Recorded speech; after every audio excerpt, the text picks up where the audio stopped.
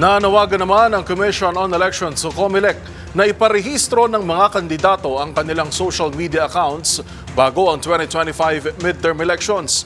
Kasabay nito, voluntaryo namang nakipag-ugnayan ang TikTok, Google at Meta upang mabantayan ang mga aktibidad ng mga kandidato online. Ang buong detalye sa ulat ni Nicole Lopez Poyawan. Muling nanawagan ang Commission on Elections sa mga kandidato na irehistro ang kanilang social media accounts.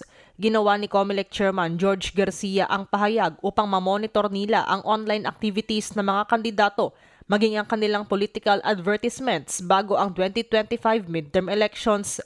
Ayon kay Garcia, voluntaryo nang nakipag-ugnayan sa kanila ang TikTok, Google at Meta o Facebook upang mabantayan ang aktibidad ng mga kandidato online. Kahapon yung ating mga platforms na po, nandun ang TikTok, nandun ang Google, nandun po ang Meta at sila ay nag-commit na kapag hindi nakarehistro sa atin yung mga social media accounts, at the same time yung mga post ay talaga namang wala doon sa mismong listahan ng Commission on Elections, yan po ay kaagad nilang iti-take down.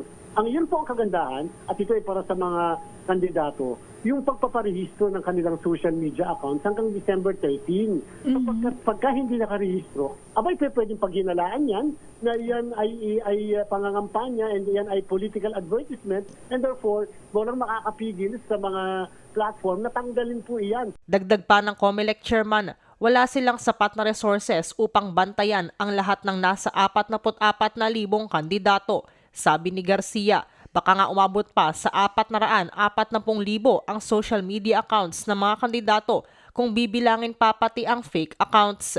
Trabahoan niya ng COMELEC na ma-regulate ang political ads sa radyo, telebisyon, dyaryo maging sa social media alinsunod sa Fair Elections Act.